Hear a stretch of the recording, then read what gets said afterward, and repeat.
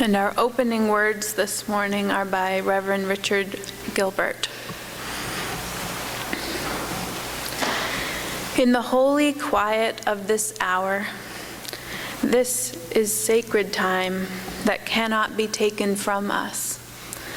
These few moments of calm in an often hectic week. This island of serenity in an ocean of events. This peaceful interlude in the midst of a warring world. We sit together, a company of believers in life. If we are still, we can hear a great communal breathing, the heaving of 100 chests casting off their burdens, the inhalation by fellow worshipers who seek the inspiration of this time and of this place and of this people. We sense renewal pulsing through our very being. We sit here to receive the blessings of life, the memories that drift across our minds, the hopes harbored in these few moments, the dreams we dare conjure in the magic of this time.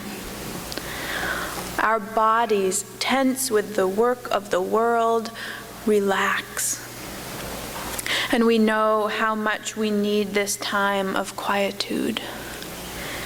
Our minds, burdened with cares and concerns, are cleaned and cleared by what we do in this hour.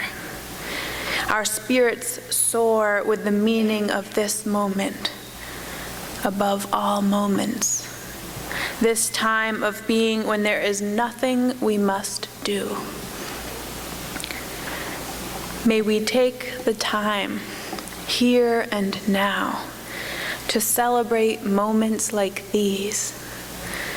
May we savor this intermission from the cares of our lives. May we be renewed for the living of these days and all the days to come.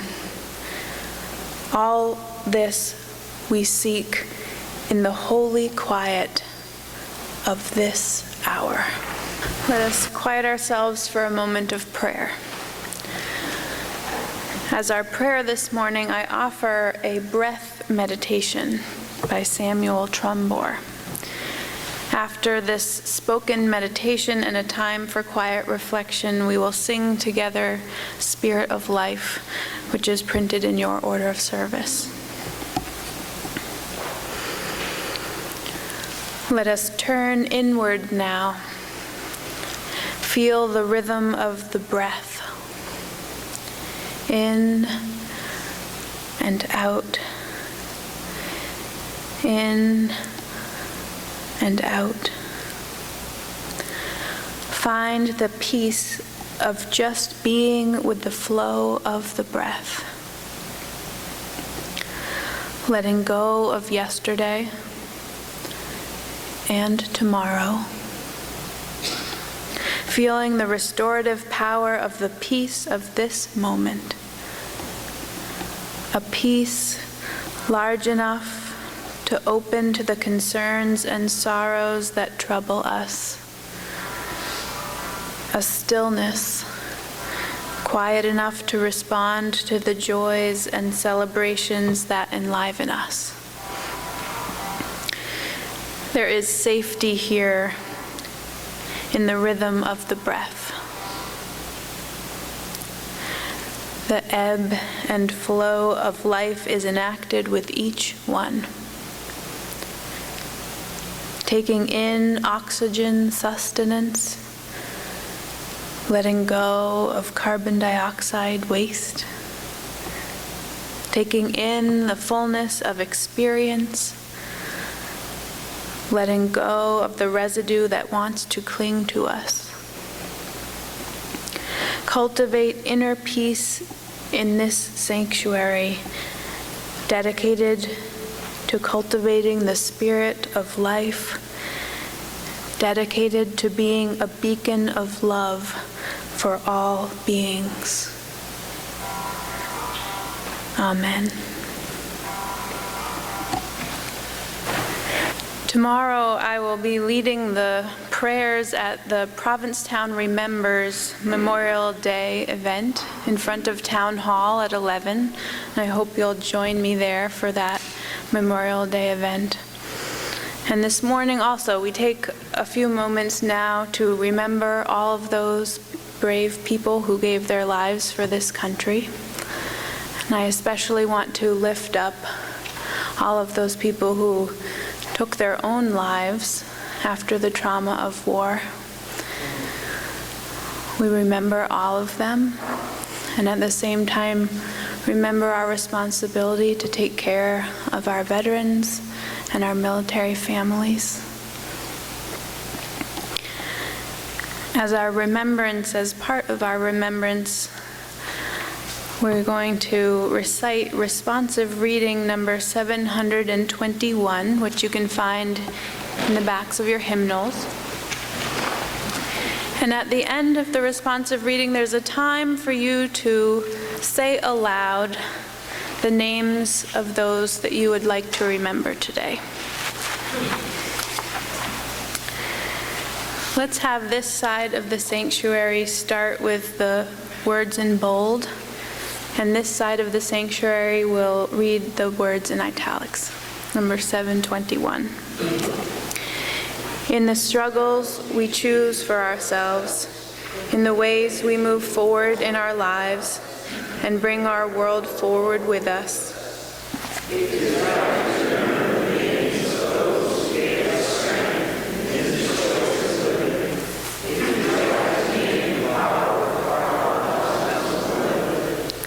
We share a history with those lives. We belong to the same motion.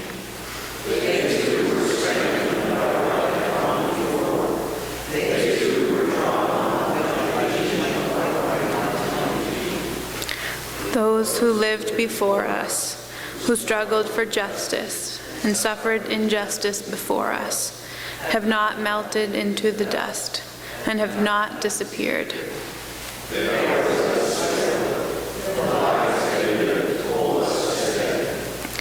Their words remind us and call us back to ourselves. Their courage and love evoke our own.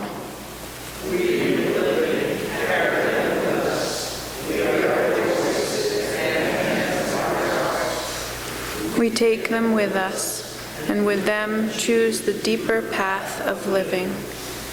Let us speak our names aloud now.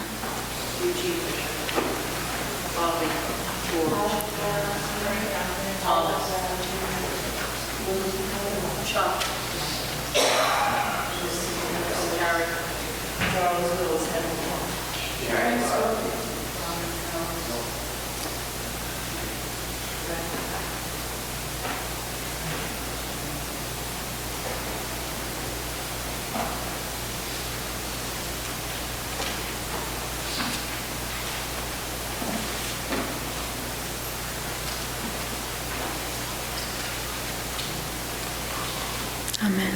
A story about time. Years ago in Germany, a group of miners were working underground when the mine shaft that they were in collapsed. There was no way for them to dig themselves out, and they knew that eventually their oxygen would run out. The miners had no idea how long the underground oxygen supply would last, and all they could do was sit and wait to be rescued. Time suddenly was of the essence. Time suddenly was all the miners could think about. Time suddenly meant everything. Only one of the miners was wearing a watch. Wanting to know exactly how long they were spending in the closed-in mine shaft, how many hours they had been and would be breathing in the precious oxygen, the miners asked the man with the watch to call out each hour as it passed. The man began to do as the others requested, calling out each hour. But he quickly realized that with each hour that passed, his fellow miners became more and more panicked. He began to call out 1 hour for every 2 that passed. He began to slow down time. 6 days later, when the rescue workers finally reached the miners, they found only one fatality: the man with the watch. Only the man who truly knew how long they had been down there had died. Ever since I first heard this story, I have been riveted by it. So many pieces of it fascinate me. How those men must have felt, waiting helplessly for rescue.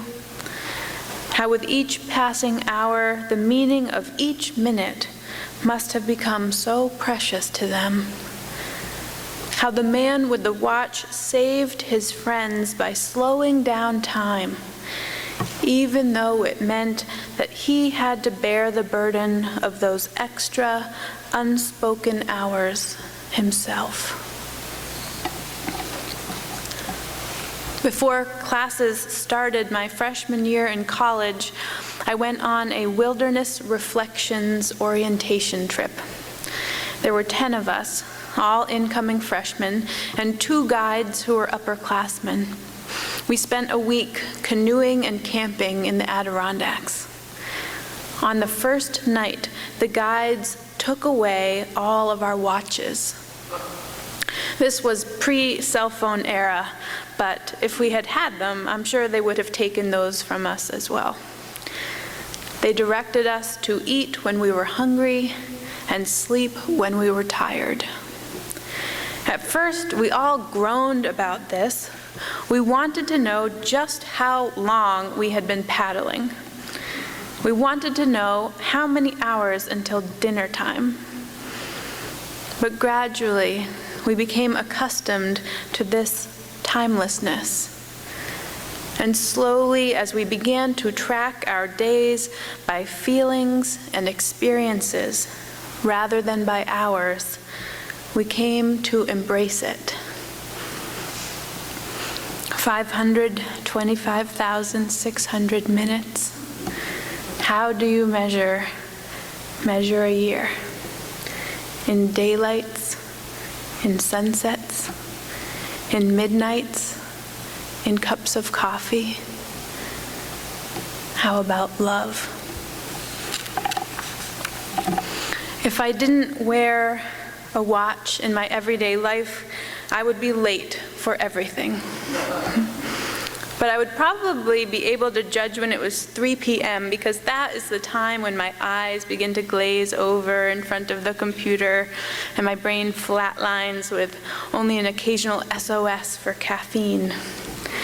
And I think I'd be able to judge more or less when it was 5:30 because my stomach's internal clock seems to have an alarm set for the early bird special. In general, though, it wouldn't be very practical for me to give up my watch. If you are like me, then your date books and online calendars have almost every hour of your day planned out. We have meetings and book groups and classes and church events. We have time scheduled to be with friends and time set aside for family. Living in such a creative place, we have an enormous list of all the cultural events we want to go to. Tonight we have a piano and organ concert to go to. When there is nothing penciled in, there is always the growing heap of dirty laundry to attend to. All things we either need or want to do. But in being so time conscious, we sometimes forget the need for unscheduled time, for open expanses in which the Spirit can move. We forget that hours and minutes are a relatively new invention, that maybe it's foreign to our makeup to be so dependent on the division of the day into its 24 hours. In The Tyranny of Time, Charles Nordman explains the day, the month, the season, and the year are natural divisions of time, imposed by the daily course and annual rhythm of the sun, and by the periodically changing phases of the moon. The hour is a different matter altogether. Nothing in the nature of things as presented to us obliges us to divide the day into 24 parts. The hour is therefore a perfectly arbitrary unit of time. For nearly 25,000 years, mankind lived without the aid of timepieces, eating when they were hungry, sleeping when they were tired. The ancient Egyptians began to tell time using sundials, but it was not until the late 1500s that watchmaking began in Switzerland, and not until much later than that that wearing them became a common practice. In the words of time historian Roger Burlingame, the continuously swinging pendulum somehow got inside people and put a certain rhythm into their daily and hourly behavior. Sometimes, though, the metronome is set too fast. Sometimes the hours and the minutes are all so accounted for that there is no time to just be. That's one of the gifts of coming to church. True, that hour from 11 to 12 on Sunday mornings is blocked out in our planners, but that time is not designated for any purpose other than to just be. We never know when entering these doors if this hour will be filled with laughter or with tears, with community or with solitary thought. Somehow we seem to find here whatever we are missing. I think we all need to experience some retreat time to get us through the rest of the day and week and year on regular time. We need some time set aside for rest, where the timekeeper of our lives is calling out only every other hour. Time when we can become more in touch with when we are hungry and tired. Stolen moments of awe and coming upon unexpected views that take our breath away. Big chunks of restful time when we can forget what day it is even. I recognize that I am speaking from a position of privilege when I talk about this need for downtime. Certainly there are many in this world and in this town who do not have the luxury of vacations or mornings off or retreats. I speak only from my experience as someone who has tasted the gift of a slower pace, who wishes for more of it, who knows that moments of unscheduled time feel like a blessing to me. And it is in this spirit that I offer my reflections on time this morning. And completely coincidentally, Reverend Bill Clark is preaching next week, and he has chosen the topic of time. This is not an intentional preach-off. I think there's just something about this time of year that gets us thinking about time and how we spend it. A number of years ago, I was responsible for planning a spiritual retreat for a group of Unitarian Universalists. We rented an old farmhouse by the ocean and spent the weekend becoming more in touch with ourselves and with each other. Trying to make up a schedule for the weekend was tricky. All of the issues of time that we deal with in our regular lives came up in a condensed version the weekend of the retreat. We had to find a balance of scheduled and unscheduled time. We had to plan enough activities to make the most of our time together without making the weekend feel hectic. And we still had to make dinner and do the dishes. All weekend I consulted the piece of paper in my pocket with our schedule of events on it. All in all, we did amazingly well at sticking to it. But my favorite moment of the retreat was not on the piece of paper. One morning I woke up early before my alarm clock went off. Instead of going back to bed, I decided to get a head start on making breakfast for the group. I had boiled some potatoes for home fries the night before, and they needed chopping. When I got downstairs, I could see out the front windows that the sun was just coming up over the trees, illuminating the ocean. I took my bowl outside to the picnic table and sat there, watching the sun rise higher in the sky, cutting potatoes. Who knew that it was just what I needed? A little piece of unscheduled time just to be.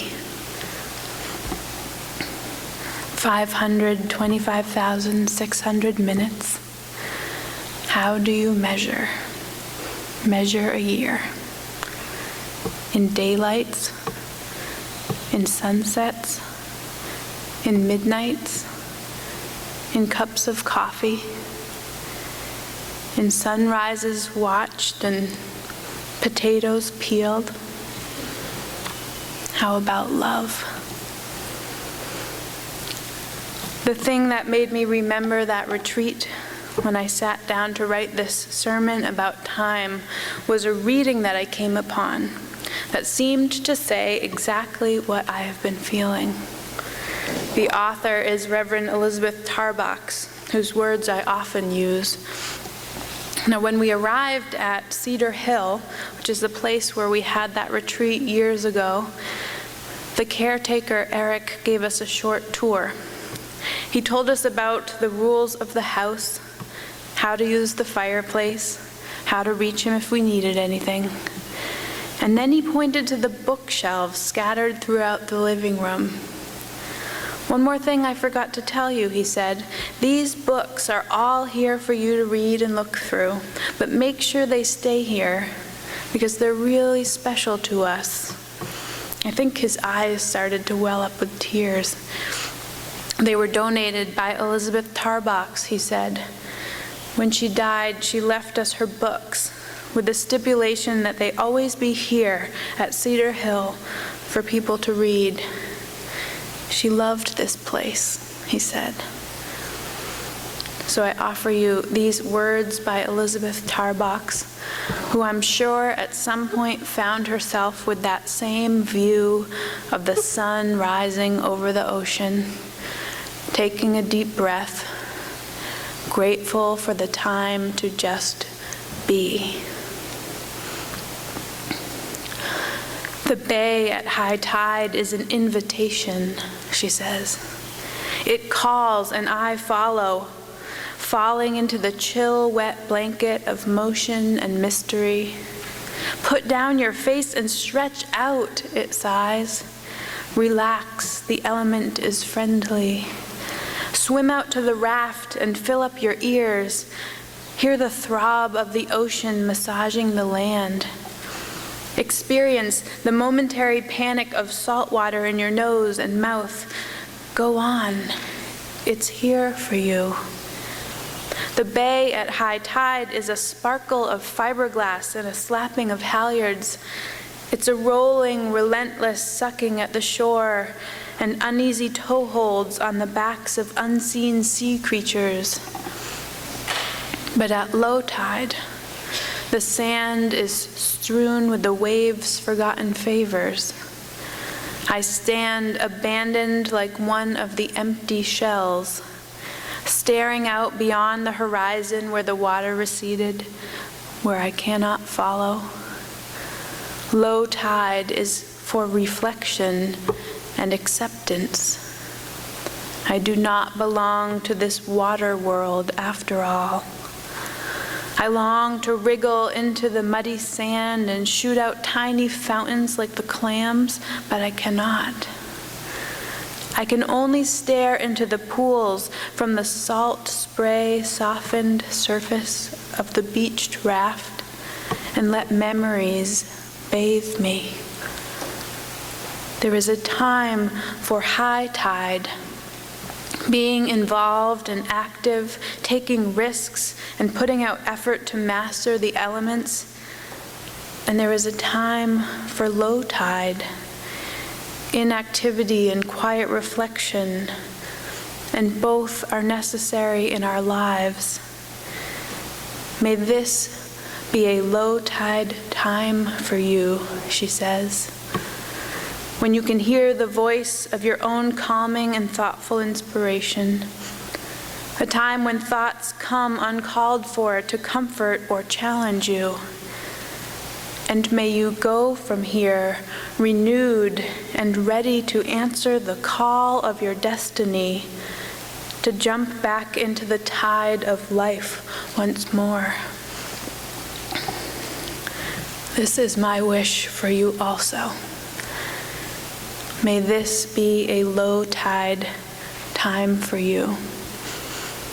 May you have times and spaces in your lives where the pace slackens, where the voices and needs and duties that claim you soften and quiet, where you breathe fully and deeply, and where you come into the rhythms of the sun and the tides and the moon, where you can measure your time not by minutes, but by love.